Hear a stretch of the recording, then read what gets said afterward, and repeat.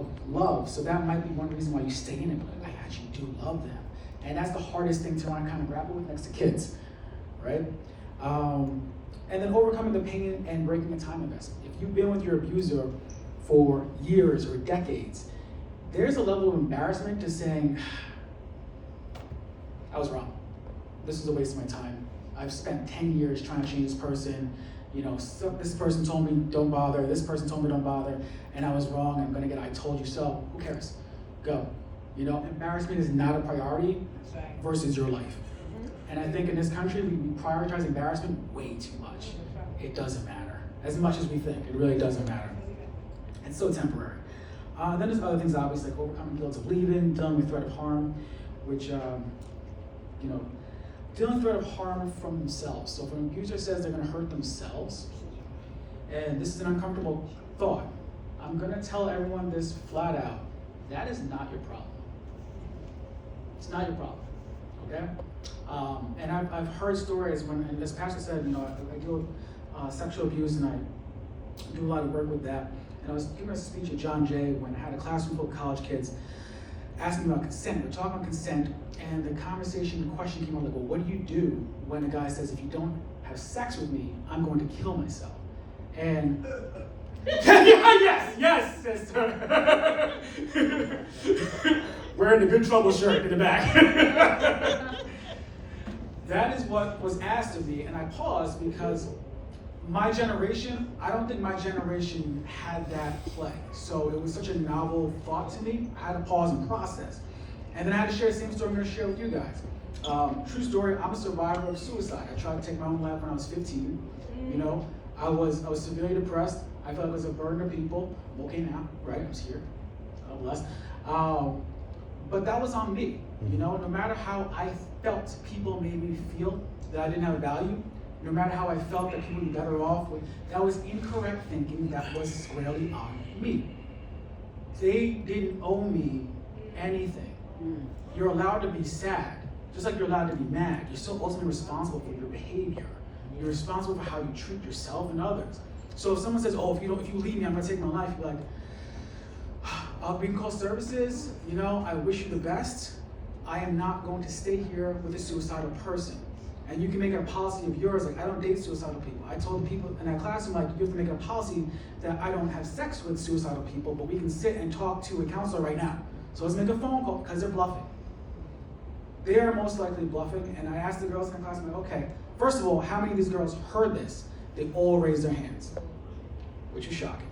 Then I asked the follow-up question, how many of those men are still alive? All of them. Every last one of them. It's a bluff. I mean, and that's a dangerous thing. I know I should pause and say, you know, to not be callous about it, you know, still be sensitive. That's why I say legit, sit with them and say, we're going to call suicide hotline right now. Right now. Since you're feeling that way, right now we have to call a hotline because this isn't safe. But I also can't stay with you because you are threatening harm. And I don't involve myself with people who threaten harm.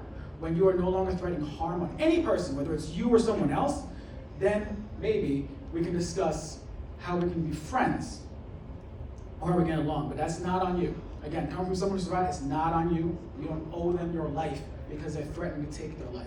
And that's scary. It's a scary situation, I understand, but I have to cut through that because that's, like, what if I told you I'll take my life, you'll give me $5 grand right now? Is that on you? I'll put my cash up there if you don't do it. No, of course, that's ridiculous. It's ridiculous. But because you're one-on-one and it's a high-pressure situation and you love the person, you feel like, I have to give this person my life. I have to do something. No. And then lastly, certain cultural and religious beliefs don't really allow some people to leave relationships, so that's another element. All right. So initial steps to leaving. You want to, first and foremost, recognize the abuse. There are always patterns. As Jess went over, you have love bombing, and then there's going to be a period of devaluation where you either do something wrong, like wear a dress that they don't like, or you criticize them, or if anything, sometimes they just find you boring, like you're not giving them that excitement, and then there's an incident. And the incidents in a number of different forms. It can either be physical violence, sexual violence, it can be stonewalling, which is basically the silent treatment. I'm gonna pretend you're not here, I'm not gonna talk to you until you apologize to me for whatever infraction that this person feels that you have betrayed. And after that, then there's going to be the calm, as Jess said, and then you're gonna have what's called hoovering, where they get back into your good graces, they start love bombing you all over again, and the cycle continues, the cycle continues, the cycle continues. So recognize the patterns. Next, build a support network. As I said, reconnect with people who you might have lost because they vote differently than you, or because they missed a birthday and you said, I can't talk to this person anymore, or whatever petty reasons you might have cut people off from your lives. It's okay to pick up the phone and give them a call again. It's better, life is better lived with company. Better live with company. At the same time, recognize where people fit in your life. No one is going to be your everything. And we're sold on this myth of love that your soulmate and twin flames out there and they're gonna be your everything. It's Disney, man. It's not real. People are gonna be enough. Right. Most days. And that's the best you're gonna get. And I haven't found anyone who's an exception for that. And other people are gonna disappoint you. A lot. And you're gonna have to forgive. And that's part of being human too. So I think when people, the love bombing tricks people and think, oh, I found it. I found that person's gonna be everything. And again, neurotransmitters, dopamine, endorphins, oxytocin, I found it, I did it. It's the trick, man. No one's everything. You're not everything. Nobody's perfect. We're not perfect for ourselves. Most people don't even like themselves, so how could you really hope that someone's gonna hit all of you? So build a support network and just recognize where people fall in your life. If you did have falling out, whatever. And then develop a safety plan, all right? So this includes pack an emergency bag, choose a safe time to leave. This means making sure you contact the authorities, find safe housing, have code words. In terms of packing a bag, you want clothes, you want a copy of certain IDs, you want to have this someplace safe. So if you are living with your abuser and you feel like, what if they find it? Then don't keep it in the house. Have a neighbor, have a confidant, or at work, and you don't have to do it all at once, right? So you can take a bag and just bring the bag to work. And the next day, bring a shirt. The next day, a pair of jeans. The next day, a copy of what have you. Just slowly fill that bag so your abuser is not getting wiser to what you're doing. Yes. Some cash is good too. And again, talk to friends. If you have friends who can also help you out in that situation, you want to do that. If you feel like you're going crazy in a relationship, you need to talk to your friend about that so that you have someone who understands and can really hear you out and be there for you when you do need to leave. So after you do the planning, those initial steps, these are the steps to leaving. You want to set up legal protection. So whether you need to get a restraining order if it's really serious, or you just need to get legal advice if it's a matter of divorce, etc. Check into that. Build your financial independence if you are a victim of financial abuse. Cut off communication. And this one's hard. When you're going to leave the person, you leave the person. It's not like, you don't say you're going to leave the person. Say, hey, take care, this isn't working out for me. I'm going to go and do me and live. No, you're going to plan a safe time when they're not around and you're going to go.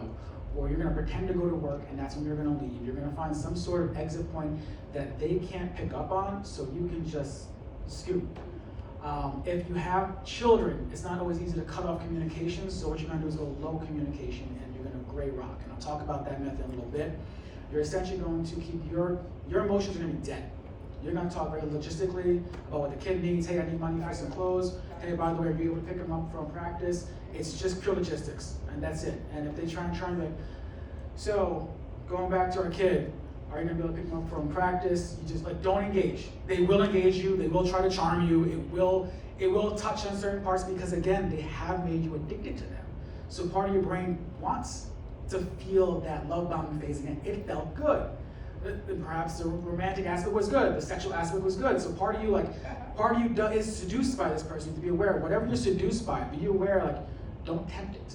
The doors needs to stay closed. You can't even peek and then, well, maybe I can. No. If you crack that door open, that door is going to be kicked wide open. Promise you that. Get support. Get support, both therapeutic. See someone who you can discuss with on a professional level, as well as group therapy. This is going to help you offload. You won't feel alone. You won't feel isolated. You'll have people who recognize your pain. You also have certified professionals who can tell you, hey, this is a way to think about this. This is a way to think about yourself. This is a way to forgive yourself. Because that's also a hard part because we'll be in a situation say, oh, I'm an idiot. Why did I let myself? Listen, this person's a master manipulator. It's not your fault. Not your fault. Create a new life. What kind of life do you want to live now separate from this person? Who did you want to be before you met this person? Because sometimes they will literally erase your memory and have you forget your goals, dreams, your persona, because you're fitting into who they want you to be for months, years, decades. And you're like, okay, God, I was supposed to be a vet. I forgot. Go back to school for that. Go back to who you used to be. Read the books you used to read. Do the things you used to enjoy doing. Remember who you are. Remember who you want to be before the abuser. Remain vigilant. This is unfortunate because their personality type is not quick to give up. They will come back and they will come back and they will find you, and some will stalk you and some will. So you have to make sure you know who you're dealing with. And this again goes back to your support network. This goes back to seeking legal protection if they are going to stalk you. I know a woman, I talk to her on a regular basis. She's Lakota, living in South Dakota. Her ex-husband has been stalking for 14 years. And he's military. So she's like, she has to be vigilant. She just, whenever she wants to escape him, she goes on a reservation. That's her way of escape because he can't get on it. That literally, she has to go to a physical place, a sovereign nation, to escape her abuser. Vigilant. But that's what it takes. You have to recognize, depending on who you're with, recognize what it takes. And don't give up. Don't say this is hopeless. Say, okay, if this is what I gotta do, this is what I gotta do. If I have to leave the state, I gotta leave the state. Do what? It's your life. It's your life. Come on. Empowerment. Whatever you can do to empower yourself. All right? Eat healthy, exercise, read. Whatever's going to make you feel better about yourself, do that. And then do it again, and then do it some more. Do it with friends, and then do it some more. And make it a lifestyle. It's not a one-off. It's not a weekend workshop. Just like this isn't a weekend workshop. This is going to be ongoing. You continue to do what you can to develop yourself so that you are loving you again. Right? You now have the opportunity, the permission to be in a relationship with you and adore yourself and to love yourself and to treat yourself and to, give yourselves gifts, and that's okay as well. I tell my friends I have dad days, or sometimes I just let myself have a day where I enjoy myself, and that requires me to go to the woods and be left alone. But that's neither here nor there. Most important steps, okay, it's just a review. Creating a safety plan is the most important thing. Figure out, what do I need to do? Plan ahead. If you need to get out and get that go bag, start to get that go bag ready. Start to get your files, documents ready. Start to get cash, money ready. If you need to get a burner phone, get that burner phone that doesn't have any fingerprints of the abuser on it ready. And have your friends or network on the lookout. If you need codes, use codes. If you want to say, like, hey, by the way, did you pick up that ube cake from South? So they know that this is the night that we're going to go. Whatever phrasing you need to know, that if they overhear you, they can't figure out what you're saying, use it. Be clever. Reach out for support. You're not alone, and there's so many people who've been through this. You don't have to go through this alone, so please reach out for support to different networks, national hotlines, which we'll talk about, and therapists, etc. Trust your instincts. Like I said, if you can't put your finger on it, you have to ask yourself, why is this making me uncomfortable? If you feel like you're going crazy, you're not, but this person is trying to make you crazy. He's trying to erase your agency. So you have to say, no, my instincts are saying something's off. If you feel like healthy relationships do not feel off. Healthy relationships don't say, this is really sweet and great, but you know what, I could really use some abuse. No, you sit there and say, this is lovely. I like this. I can see myself riding this out into the sunset. And if you have question marks, ask yourself, why do I keep feeling this way? Why do I keep feeling this way? Get professional help, and obviously focus on your immediate and long-term safety, all right? If you are not safe, you need to focus on, how do I get myself safe immediately, which is not always easy, which is why, again, reach out for support. Call hotlines. I have a number to text at the end of this. Text these numbers, get information, figure out what you can do. Ask new questions. All right, next we're gonna jump into narcissism. And again, 1 in 6 people are narcissists, and these people typically fit the profile of one who is most likely to commit domestic violence. It's not always and only them, but typically. So we're going to talk about what it is, what they do, recognizing DARVO, which is a strategy of them, how to respond, and the neurological effects. So what narcissists do is a series of different tactics. Oh, wait. Sorry. Narcissism. Next slide, please. Here we go. So they have a number of different strategies that they use to control you and dominate you and essentially make you theirs. The first stage we talk about psycho-idealization and devaluation. That's how they start. They're going to love bomb you, etc. They're going to make you feel like you're the best thing in the world. After that, they're going to control you. They will show a lack of empathy. They will gaslight you, manipulate you, exploit you, and they'll use blaming and denial to remove any sense of responsibility from themselves. Now, ways to test if a person you are dating, if you are in a new relationship and you're like, oh, I just saw this awesome presentation on domestic violence by Jess and Chris, and I'm thinking now, is my partner a narcissist? You can test their empathy. you can test their desire for control in a couple of different ways. And I caution with, don't over-test your partner. I'm just gonna caution that. You don't need to over-test your partner. It's always good to set boundaries and limits, but if you do it too much, some people will say, this is too much, and I don't need to be an exam. But control, can you set boundaries? And when you set boundaries, how does your partner, old or new, respond? And one of the first boundaries that a narcissist will violate is time. They want all of your time. They want all of it.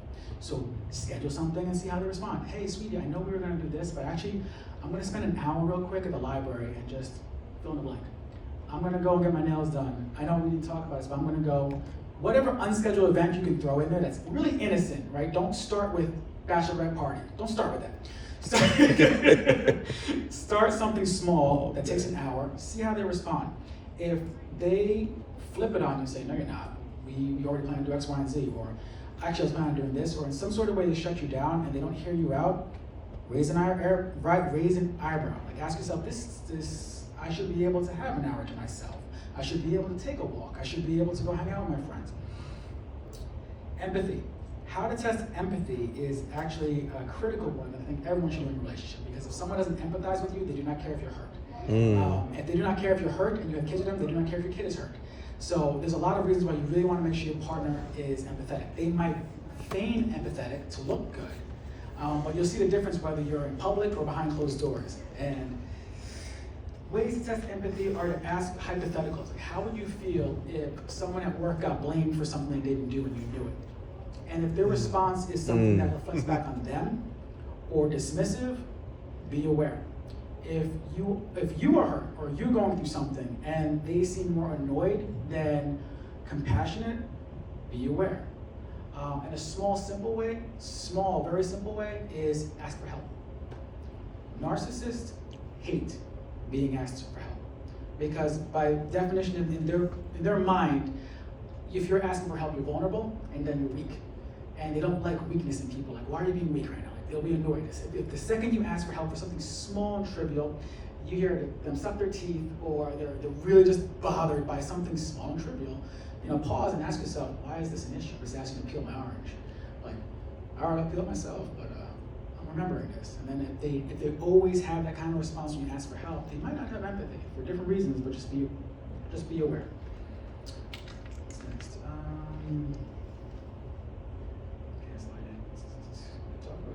So one of the strategies that they use is gaslighting, and this is a method that's common amongst narcissists, which is dangerous because it will make you question yourself and erodes your self-worth. They are going to make you question your version of reality. They will say, that didn't happen. What are you talking about? You're bugging. Absolutely not. And then you hear this enough times, you start saying, maybe I'm wrong. And you have to ask yourself, if your partner is the only person who does this to you, you are not crazy, they are using a tactic. If everyone you know does this to you, you're either surrounded by narcissists, and I apologize for the collective trauma, or yeah, it's you. But if you find like he's the only one who really makes you feel like I'm going crazy, or she's the only one who makes you feel like I'm crazy, you're not crazy. You're in the midst of a narcissist who's gaslighting you and trying to take away your agency, your faith, so that you don't ask questions. You say, okay, what should I do? What do you want me to wear? What do you want me to do? Where do you want to go? Pause and ask questions. All right, so next slide, please.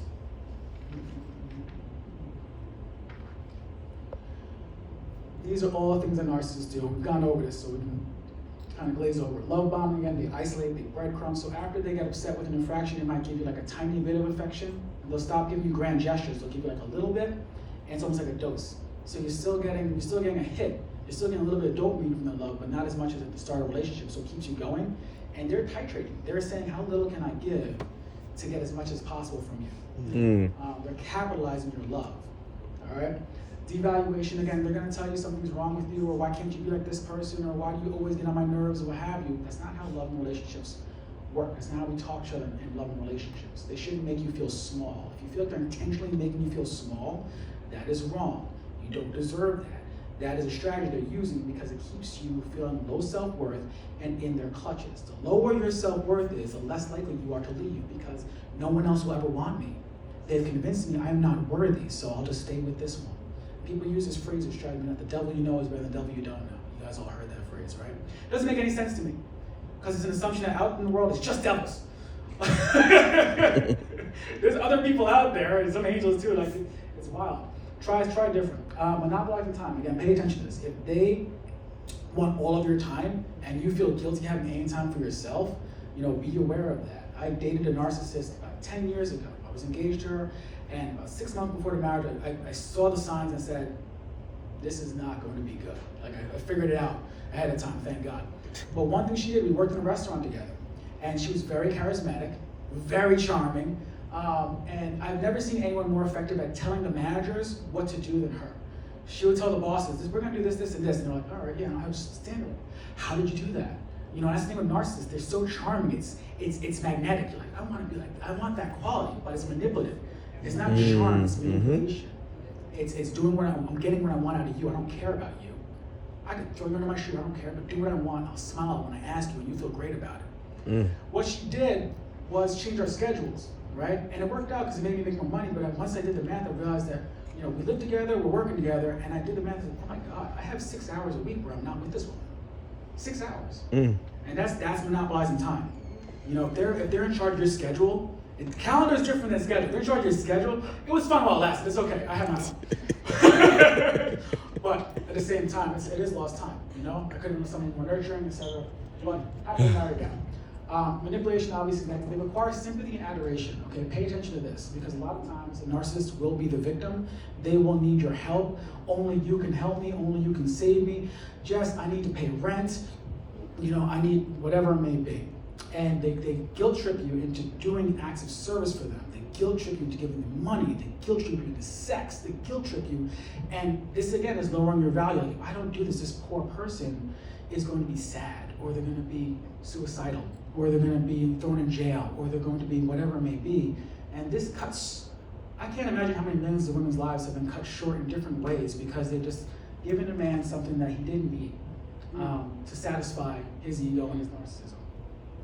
Adoration, you often want people to think they're great. They're charming, they're magnetic, they want people to think they're great, so they require admiration, control, and obviously they will be aggressive if you cross them. So you do have to be careful when you approach a narcissist. Don't use buzzwords.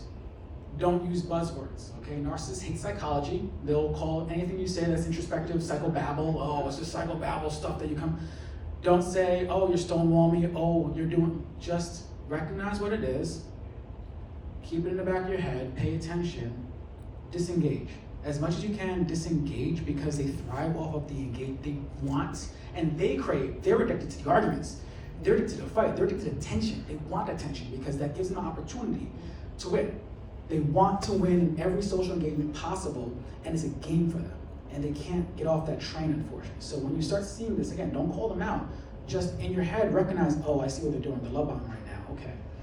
And then throw things out there, like, can I set a boundary? And if I set a boundary, do you just run right over it? Or do you refuse it? Do you diminish it? Right, this is why I can't engage with you. Because I can't live my life. I need to live your life. You want me to sacrifice my life for you. Another thing they will do is called Darbo. And this is a classic technique that you'll see narcissists and certain politicians do on a very regular basis. If you pay attention, it's interesting though. If you pay attention, it's very interesting. And there are certain professions that narcissists are drawn to. Entertainment, politics, and law are 3 of the top ones that narcissists are drawn to. Adoration, all the things that really work for them. Denial. So if you say, if you've been cheating, for example, they've been cheating, for example, they will deny any cheating whatsoever. What are you talking about? You crazy? I don't know what you're talking about. They will discredit your source. So you say, well, my friend saw on social media that, well, she's crazy. You already told me about this. They'll discredit, right? They attack the accuser. They attack your methodology. They attack your source, whatever it may be. Fake news, for example. That's not real. And then they reverse victim and offender. So even though they were the one cheating, they said, you're probably cheating, and you're trying to accuse me of that so you don't look bad. And they will make you think you're crazy. Again, this is the game plan. Make you think you're crazy, I have no guilt, I can walk away unscathed. And they will entangle you in an endless argument until they exhaust you, and they will not stop. They will go until you're either exhausted or you explode. They know one way or another that tension is going to give, and if you explode, then they are the victim. They say, see? I knew you were aggressive. I knew you were, and then you feel guilty, and then you apologize, and you walk away saying, "Why am I apologizing? I thought they did me wrong." And If you find you're in a relationship with someone and they never apologize to you and you're always apologizing to them, that's a red flag. They never apologize to you, that's a red flag. So just be aware of that. Be aware of that. And when they switch, again, you'll see it. When you watch the news now, pay attention. You'll see it's quite interesting. Again, once you see the pattern and the template, it's like you're on cheat mode. It gets easier. Oh my, there it is. I know exactly what you're doing. Disengage. Don't battle them. That's the thing. You don't always got to battle demons. Sometimes you just not gonna. Just gonna step over here, man. How to respond to narcissists. All right. So boundary setting obviously is a test. You need to set boundaries, and you need to understand the difference between a rule and a boundary. Okay. And it's very different. A rule is when you come to my house, you take your shoes off. Okay. A rule is when my daughter comes home, she washes her hands. As soon as you walk in the house, you wash your hands. A rule is for other people. All right. When you set rules, that's for other people. A boundary is for you. If you talk to me like that, I'm going to the other room. I don't like being spoken to that way. So I'm going to go over here. Or I'm going to leave. Whatever you can physically manage, right? But that puts the onus on you. If they violate, they're not required to change their behavior. They just deal with the consequences of you changing your behavior. Okay, you did that, I'm going now. I'm going to walk out the door. If you touch me, I'm calling the cops. That's a boundary. That's a boundary. Not like, you better not touch me, that's not a boundary. And narcissists really thrive on that differentiation. So make sure that you're differentiation.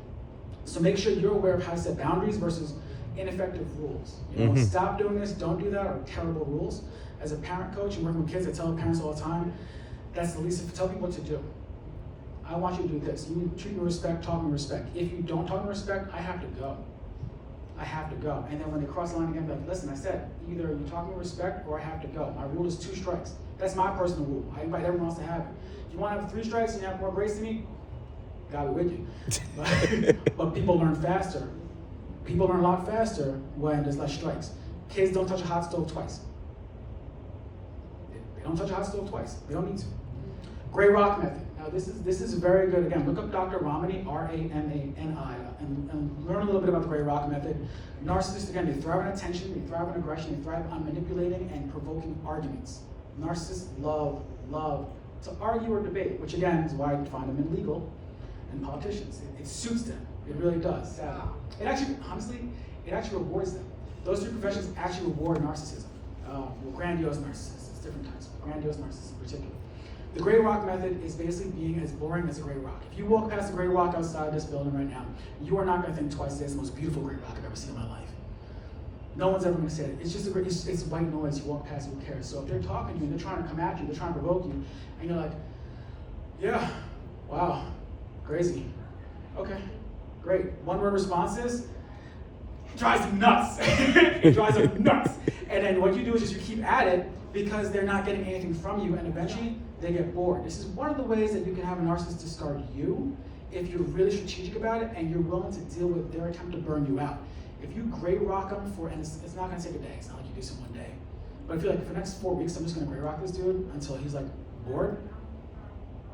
He'll move on. It just doesn't satisfy his ego. He's not getting anything. He'll cheat. He'll find new supply, and you can always say, set the boundary. If you cheat, I'm leaving. Oh, you cheated, great, goodbye. And just keep it as simple. When you have low contact with a narcissist because you have kids, you have to still talk to them. Gray rock. Logistic, not emotional, there's no anger, there's no charm. They will try to charm you, and you will fall for it a little bit. Just real talk, because you have that chemical bond. So just be aware of them, be like, no, we're here to talk about the kids. I gotta go. This has been great. Take care. Next, build networks of support. We talked about this. Logging abuse. This one I really recommend for everyone who's currently dealing with a situation where they feel like they're in an abusive situation, where they feel like they're dealing with a narcissist. Log abuse. Whether you email yourself, text yourself, keep it on a Word document, whatever you can do. I recommend emailing yourself because that's kind of permanent. You can just come back to it, send it to email. But one favorite sentence, we probably all have heard it, that narcissists will say is, when did I ever say that? When did I ever? I'm sorry, love. I really am. But that's their tactic. When did I do this? When did I say this? And they want the minute. They don't want you to say, oh, last year, or the birthday. And so what I've done, and I've learned, really trips them up, is you can say, actually, it's May 17th, about like 6 o'clock after dinner, we were talking about this, and you said that. And they don't know what to do with you being specific. If anything, they'll get a little angry, but, oh, you keep your notes, but you asked when. That was when. And they'll still try and persist, but again, just gray rock. Be like, well, that's when. You just have to be a robot and just repeat yourself with no emotion. That's when you said it. That's when you did it. It was that day. And the thing is, on that day, you write it down for yourself. Like, today he said this, and I want to remember this. Today he did this, and I want to remember this. And that way you can come back to it. And what I say is, you keep it, when you email to yourself, make it a nondescript subject title, whatever it may be. You know, I'm going to give you a number later. It's going to be free mammograms.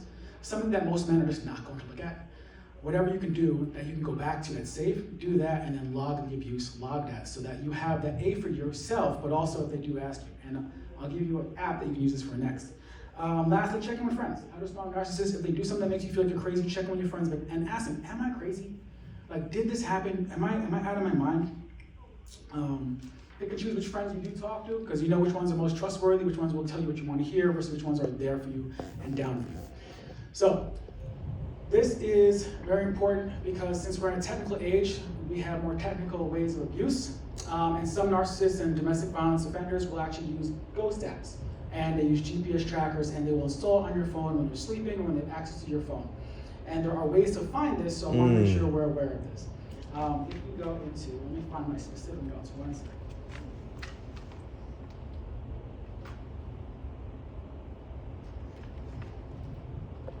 All right. So on Android, if you go into settings, go into apps or applications, or on an iPhone, you go into settings, general, and iPhone storage, you can look at all the apps that you have. And it's good from time to time, if you're in a situation where you're not really trusting your partner 1,000%, to look through all these apps that you have installed. And if you see one that doesn't seem to make sense, that you don't recognize, that might be a GPS tracker. That might be a screen sharer. There's some apps that will literally share your screen to another person's phone. If you find your battery drains a lot faster than it used to, if you find your phone overheats when it's not in use, and that seems strange, that's a feature of it being a GPS tracker being on it, and it is transmitting information. So there's certain tells. Wow. Also, data usage spikes. If you're like, why is my data usage all the way through the roof? Again, someone might have installed a GPS tracker, and that might be being sent to them so they can know your whereabouts all the time. There are certain apps in particular that will jailbreak an iPhone. It's called Cydia, C-Y-D-I-A, Cydia, and Cilio.